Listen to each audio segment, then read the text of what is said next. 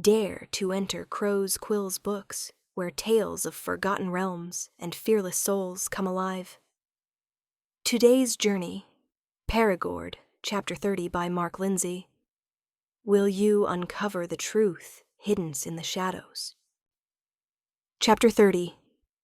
Jason awoke with a start and gasped as if struggling for air. It took him a few seconds before he realized that he wasn't in the pit, but lying on his bed at home. Safe. He looked around at the sunlight flooding in through the bedroom window. He watched as it caught the stained glass, the multicolored spectrum casting an ethereal glow around him.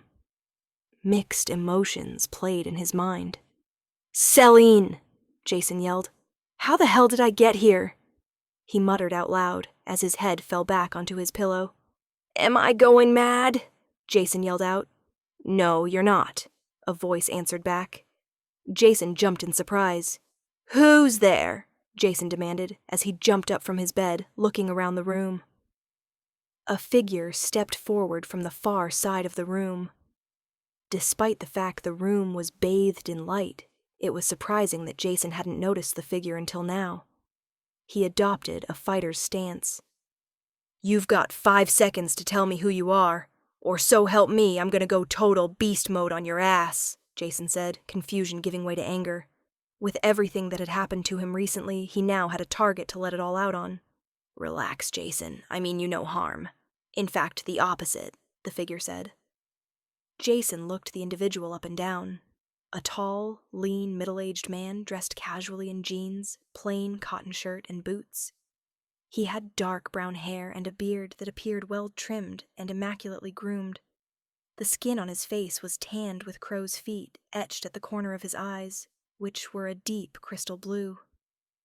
The figure was smiling, but Jason thought it looked kind of sad at the same time. "Where's Selene?" Jason asked, still wary of the stranger and how he had suddenly appeared. "I'm here to help you and your friend," the stranger replied. "Where's Selene?"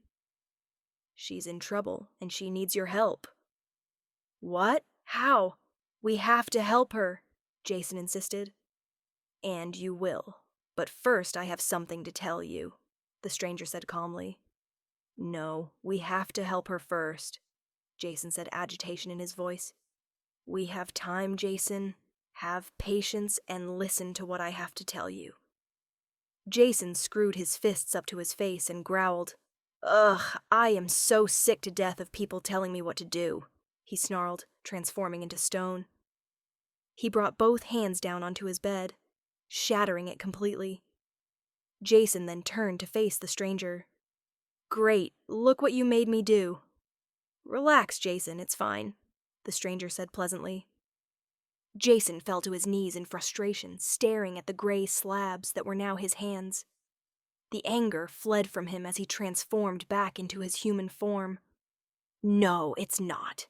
I wreck everything, and when it's truly important, I can't even save the people I love." "You haven't wrecked anything, look," the stranger indicated. Jason turned his head with a sigh, only to find his bed as it was before, unbroken and intact.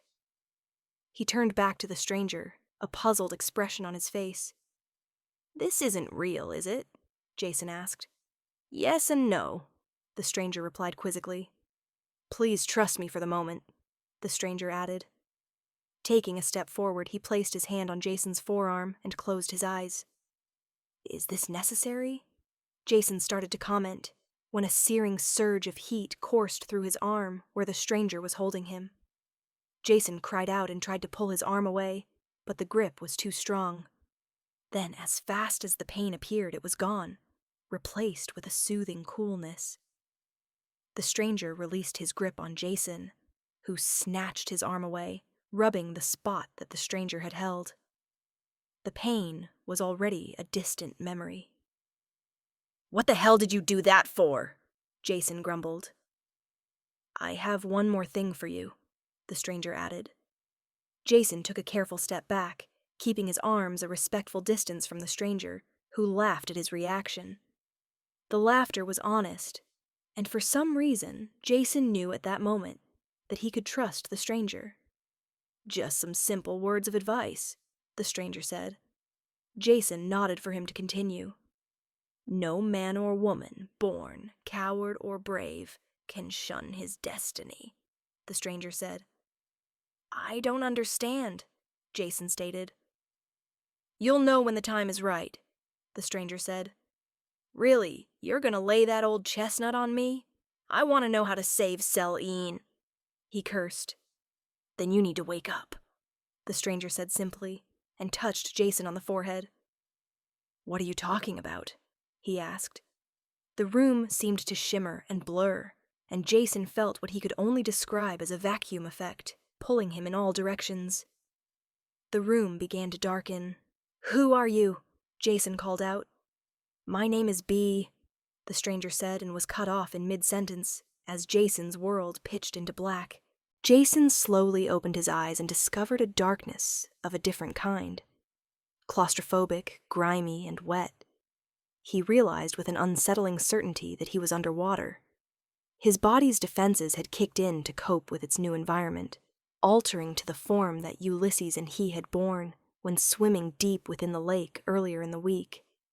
His eyes adapted to the dark, and the water allowed him to view his surroundings easily. Remembering Selene, he twisted and turned in the tight confines until he saw her body floating lifelessly ahead of him in the pipeline. Selene! He screamed as his lower torso, which was now made up of thick tentacles, contracted and propelled him through the pipe towards her. Slowing his momentum, he approached her and delicately took her into his arms. Turning her face towards his, he was shocked to see the pale and vacant expression on her face. Jason hugged her, despair gripping his heart. He shook the feelings from his head, a fierce determination taking hold as he propelled himself like a torpedo through the pipeline, carefully shielding her body from anything obstructing their path. The surface of the lake was tranquil and still, the cool weather having deterred anyone from town venturing out at this late hour. Only the sounds of forest wildlife could be heard. This was short-lived as Jason and Selene erupted from the black surface in an explosive shower of water, his speed propelling them high into the air. For a brief moment, Jason's aquatic form and Selene's limp figure seemed to hang in the night sky, neither falling nor climbing. Inevitably, gravity took over and the pair began their descent. Jason transformed again, this time into the guise of a huge eagle. The change took a split second, his large, powerful talons delicately gripping Selene's still form. Without hesitation, Jason flew off into the night sky, the loud, rhythmic beating of his wings clearly audible through the forest. In his newly acquired form, he circled over the town of Perigord before coming in for a landing directly at the front of the library. Jason carefully placed Selene on the front steps, then reverted to his human form, his clothes automatically changing. He scooped Selene up in his arms and raced for the front doors. Kicking them open, he ran through and stood at the top of the internal stairs, looking frantically down into the dark interior. Ulysses! Jax! I need help! Jason screamed as he charged down the stairs. About halfway down, lights started to flicker on, illuminating Jason's progress. As he reached the bottom, he was met by Ms. Jax, dressed in a nightgown, slippers, and hairnet. In any other situation, Jason would have found her appearance comical, but under the current circumstances, he was just glad to see her. Thank God, I need help. It's Selene, Jason gasped as he presented her body. Mrs. Jax looked shocked and then determined. With me, she said with authority. Jason nodded and followed quickly through the double doors and into the staff area, then through yet another door, one he had never seen before. They entered a large, empty room with a single stone bench located in the center. Jason looked around, clearly bewildered by his surroundings. Place her down, Ms. Jax instructed briskly. Jason just stared at the stone bench. Now, Ms. Jax barked. Jason nodded dumbly, then stumbled forward and placed Selene's still form gently on the bench. "Step back," Ms. Jax instructed, and motioned Jason to step away from the bench. "Greymead, initiate Nightingale Protocol." Ms. Jax spoke aloud to the empty room and grabbed Jason's arm, pulling them both away from the bench. A large, empty, echoing sound reverberated through the room. Then, quite expectedly, a circular opening appeared above them in the ceiling. "What the hell is that?" Jason breathed as dozens of thick tendrils poured from the opening. He thought they looked exactly like tree roots. The tendrils rippled and quivered and slowly descended towards the still form of Selene. Jason took a step toward her, but was held firm by the vice-like grip of Ms. Jax. "Don't interfere," Ms. Jax said in her gravelly voice. "Please, trust me, okay?" Jason watched with apprehension as the roots flowed down like running water toward Selene. The tendrils curled and twisted, slowly enveloping her. Jason found the scene almost impossible to watch as the roots started to form a crude, egg-like shape around Selene's body. Hundreds of tiny shoots began to sprout forth, all over the egg, then slowly each shoot unfurled into a vibrant green leaf. The leaves proceeded to flatten against the surface, eventually covering every inch of the egg shape beneath. It reminded Jason of the sac certain types of ants make by excreting a sticky substance that bonds leaves together in a soft, ball-sized shape. The leaf-covered egg remained perched upon the stone bench. Then, as if things weren't strange enough, it began to hum. A pale electric light within started to pulse. Jason covered his eyes with his hand, trying to watch the process. He could just make out the still figure of Selene illuminated within during each burst of light. The humming noise grew louder, and the light pulses increased in both speed and brightness. The sound and the light elevated to such a level that Jason had to cover his ears and shield his eyes completely. The room was enveloped with the strobe light pulses emanating from the egg. Ms. Jax leant over and whispered something in Jason's ear, but he couldn't hear. He watched as she, too, covered her eyes. The pulsing light stopped for a split second, and then one pure nova burst of light seared through the room. Even with his eyes covered, it wasn't enough to block out the blinding light. As quickly as it had started, it suddenly stopped. The light and the humming were replaced with a haunting silence.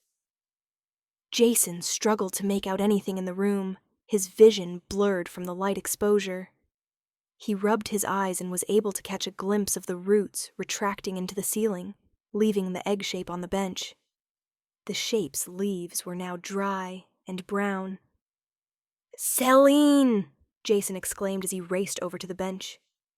He knelt beside the eggs and slowly extended his hand, gently brushing the surface. The dried leaves turned to fine ash under his touch, creating a shockwave effect as the entire surface became consumed by ash. It eventually disappeared, revealing Selene underneath. Jason carefully stroked her cheek and was overwhelmed to find it warm to the touch. He checked her pulse and found it steady. He could see she was breathing, and color had returned to her pale features. "Thank God," Jason whispered, his eyes wet with tears. Mrs. Jax came up behind him and placed her hand on his shoulder. In a moment of pure abandon, Jason turned and swept Ms. Jax into his arms, hugging her fiercely. "Thank you, Ms. Jax. I don't know what to say," Jason said, his voice cracking with emotion. She looked a little taken aback, and then smiled warmly and returned his hug. "She's going to be okay," Ms. Jax replied.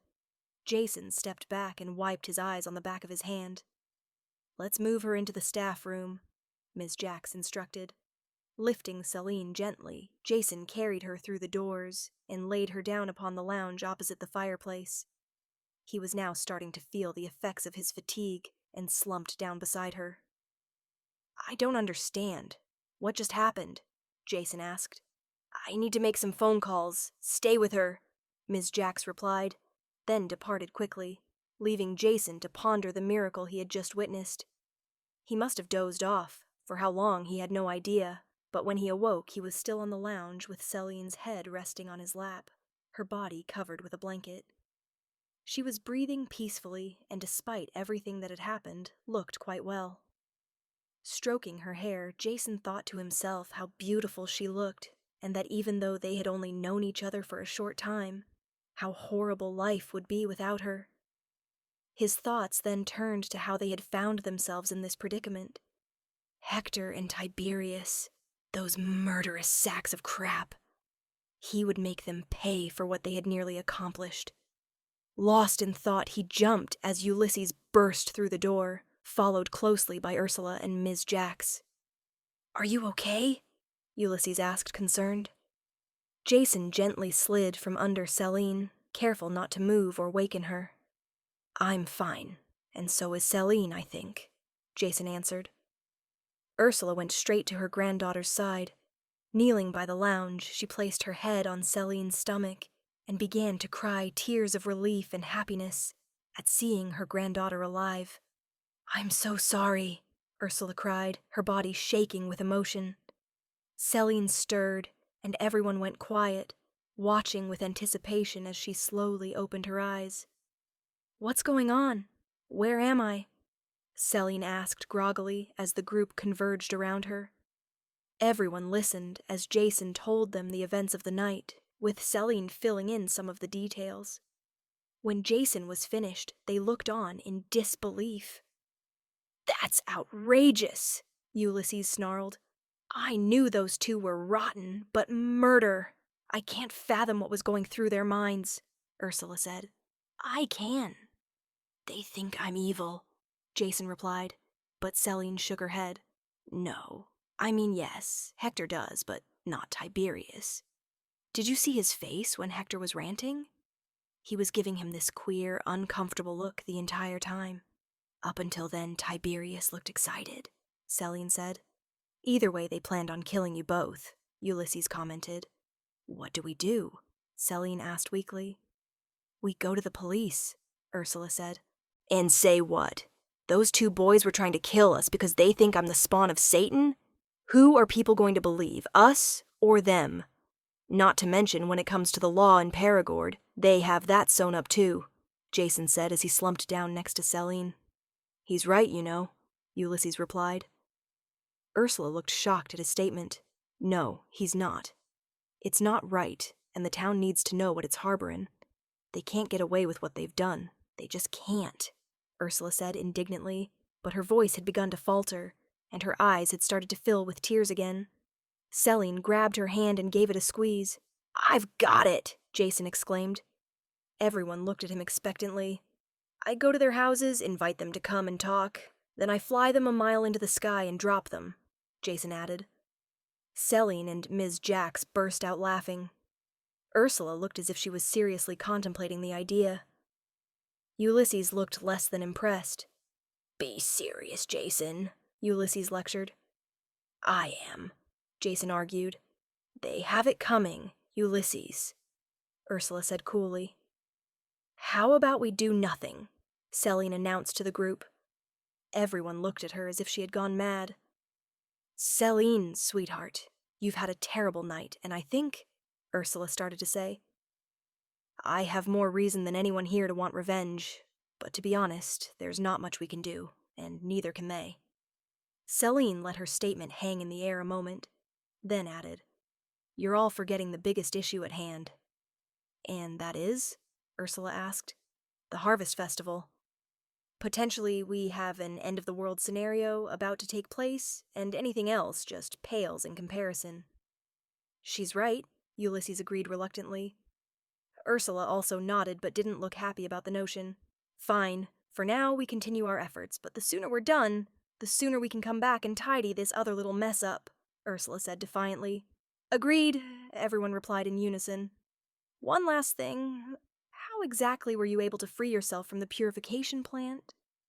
"From what Selene said, you were as weak as a baby," Ulysses asked. Jason remembered the man from his dream, and he started to rub his arm absent-mindedly. He didn't want to tell anyone about this for now, so he decided to keep that detail to himself. I'm not too sure, but I woke up in the pipe where I found Selene floating. Jason shuddered at the memory. I changed my form and set us free. The rest you know, Jason said quietly. Ulysses watched him closely, in particular the way he was rubbing his arm, and real that Jason was holding something back.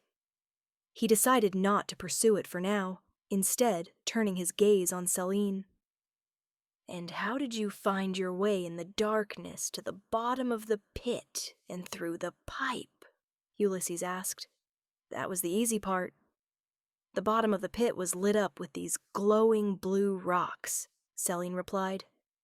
Glowing rocks, Ursula repeated. Yeah, with the rocks I was able to clearly see the entire time, in fact, Selene said, as she dug one of her hands into her pocket. Ms. Jax, can you get the light, please? Ms. Jax nodded, moved to the door, and flicked the switch off. Except for the flickering of the fire in the far corner, the room was shrouded in darkness. Now that Selene had everyone's attention, she pulled her closed hand from her pocket and opened it for everyone to see. In the palm of her hand were 4 small, blue, glowing pebbles. Groaning loudly, Ulysses staggered back from Selene. Jason also shied from the rocks, as if they were hot embers. Dropping to his knees, Ulysses slumped forward and into the arms of Ms. Jax. Selene, quick, put those rocks away, Ursula ordered. Selene jammed the rocks back into her pocket. The effect was instantaneous. Ulysses shook his head as his eyes lost that glazed appearance, and the color returned to his face. It feels like I've been riding a roller coaster, Jason said weakly. For a week, he added. Ulysses nodded in agreement as Ms. Jax helped him to his feet. I don't know what those rocks are, but I want to find out ASAP, Ulysses said, a look of controlled rage upon his face. I could possibly find out from one of my teachers, Selene replied. Well, at least we now know what caused Jason's mysterious illness, Ursula said. Oh my god, what time is it? Mum's probably going apeshit wondering where I am. Jason blurted out as he got to his feet. Give her a call and tell her you're at my place, Ursula replied. As Jason made the call, Selene interrupted Ulysses and Ms. Jax, who were talking privately. Have you made any progress in regards to the description of the Gjallarhorn? Selene asked. Ulysses looked a little unprepared for her question. We found a couple of images of what the horn supposedly looks like, Ms. Jax interjected. I'll be right back, Ms. Jax added and left the room. We're not entirely sure how accurate they are, though, Ulysses said. Jason finished talking. Well, that's one thing that's gone off without a hitch tonight, Jason said, as Ms. Jax re-entered the room carrying a handful of books. This is all the library could find on the subject, Ms. Jax said as Jason, Ursula, and Selene took one each from her. I've bookmarked the appropriate pages, Ms. Jax added. The trio thumbed through them until Ulysses cleared his throat loudly. Everyone turned to look at him. I've got a better idea. Come with me, Ulysses said cryptically.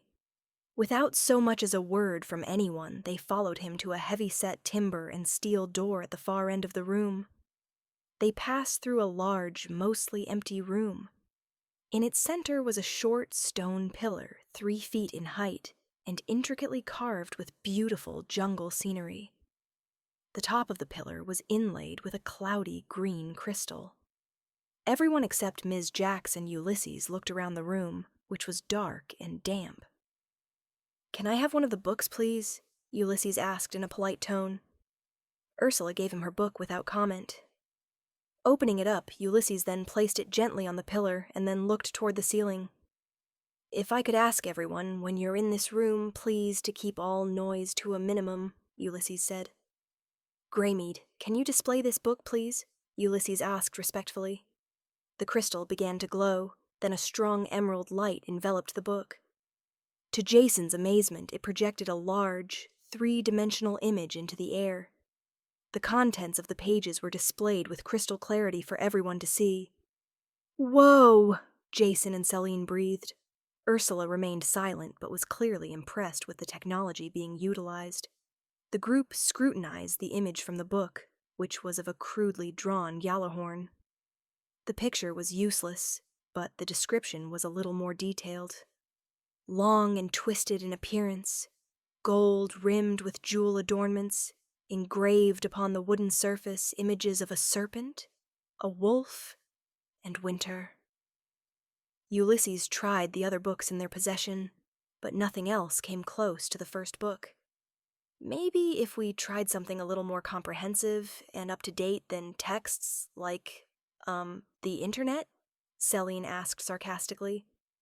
Ulysses gave her a deadpan look. Greymead, find any pictures or descriptions of the Gjallarhorn on Earth's internet? Ulysses asked in a neutral tone. Hundreds of listed texts filed in view, projected into the air. Greymead, can you list them numerically in file size? Those with images and information from scholarly references? Eliminate those with fiction-based locations and social media sites, and the misuse of the Origin's name and properties? Ulysses asked again. He stared at Selene with a bored expression on his face. Immediately the list was shortened to one of 16 items. Show off, Selene hissed. Greymead, can you open the last file, please? Jason asked politely. The file opened and displayed its contents in the air. Ulysses and Ms. Jax looked at Jason, eyebrows raised. How did you do that? Ulysses asked. Just like you did, duh, Jason said matter-of-factly. Because only those chosen can commune with Greymead, Ulysses replied, then looked at the display without further explanation. The file showed little other than what they had already seen in the books. Greymead, can you show us the next file, please? Selene asked. This time, nothing happened. I guess I'm not one of the chosen, then, Selene added a tone of annoyance in her voice. They continued through the list with Jason navigating. Nothing new was discovered until they viewed the third last file, a report written by a Scandinavian professor on the events of Ragnarok. One passage in particular detailed the Gjallarhorn and gave a clear, detailed image. Greymead, display picture Gjallarhorn? Ulysses asked urgently. The image was enlarged immediately before their eyes, 10 times its size and crystal clear. Wow, that is pretty impressive, Selene said, and everyone nodded in agreement. Is that just an artist's interpretation, or a detailed picture of the actual horn? Jason asked. It doesn't say, but I think it's our best lead so far, Ursula replied. You might think I'm crazy, but the horn looks familiar, though I can't think why, Selene said. The likelihood that you've come across the horn is statistically impossible, Ulysses replied. You're probably right, but I can't seem to shake the feeling that I've seen it before, Selene said as she stared at the image of the horn. Hey, is it possible Greymead could find us the information we want on the rocks Selene has in her pocket? Jason asked. Ulysses nodded. I was going to suggest that before. Thanks for reminding me. Selene, could you place one of the rocks on the crystal display? Ulysses asked. What about you and Jason? Selene said. This time Ulysses smiled knowingly. Greymead, place a containment field around rock sample and evaluate its content and origin, Ulysses asked. We should be okay, he said, turning to Selene. Selene retrieved one of the rocks from her pocket and carefully placed it upon the pillar. A faint green glow could be seen surrounding the rock and Selene. Ms. Jax and Ursula watched Jason and Ulysses for any sign or reaction. Everyone let out a breath of relief when nothing occurred. After waiting for one long-drawn-out minute, Ulysses looked at Miss Jax with a raised eyebrow and a shrug of his shoulders. Greymead, analyze mineral content and origin, Ulysses repeated. Again they waited, and again nothing happened. They were just about to give up when 5 words appeared in the air above them. Unknown mineral, alien in origin. What does that mean? Jason asked. It means there is nothing in Greymead's database concerning those rocks, Ulysses replied. Should we be concerned? Ursula asked. Not for the moment anyway. I'm tempted to let Selene ask one of her teachers. Seeing as how these rocks are in this region, maybe one of your teachers has knowledge about it, Ulysses said.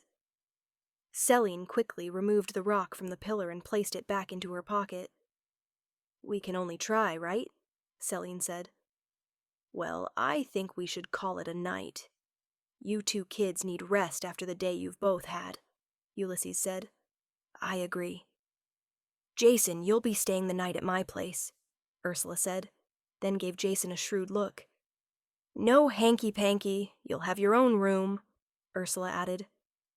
Selene went red, protesting loudly, and Ulysses let out a loud belly laugh. Ms. Jax walked them all out, but Jason hung back and grabbed Ulysses by the arm. Where were you tonight? You look kind of dressed up, Jason asked with interest. Ulysses looked taken aback by the question, then gave Jason a smirk. Not that it's any of your business, but I was out on a date, Ulysses said pointedly. Date? You? Really? Jason blurted out in surprise.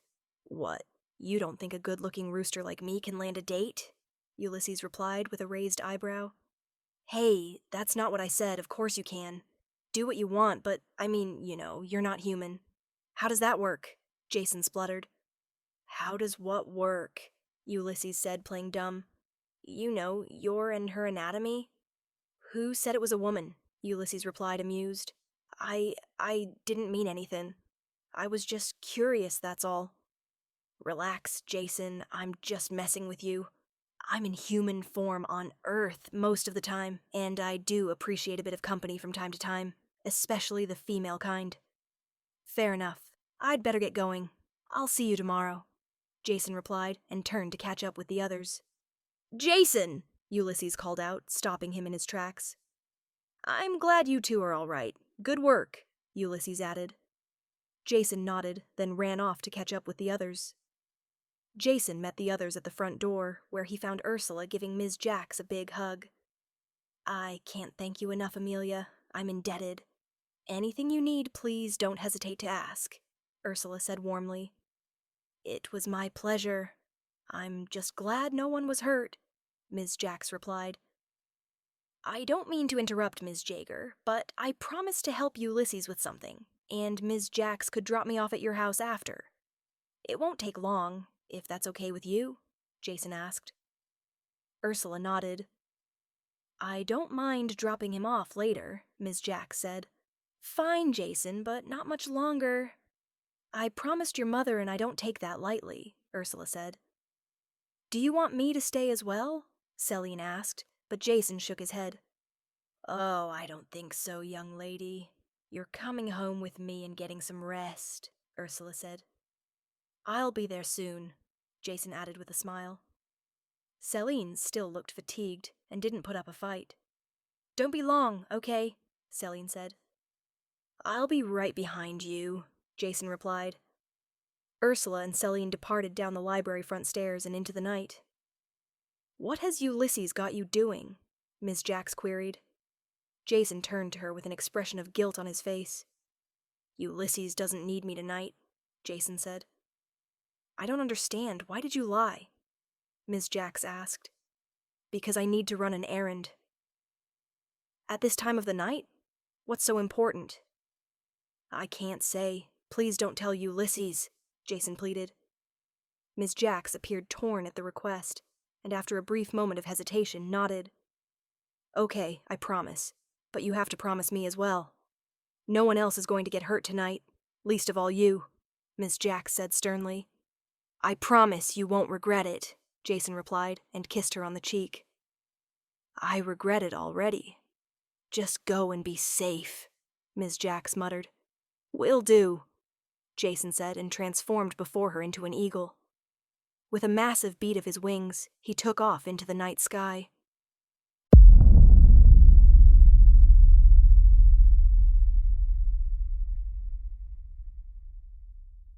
That seals today's tale in shadows. We hope Perigord has drawn you deeper into its enigma. Return soon to Crow's Quill's books, where the next chapter awaits, whispering secrets yet untold.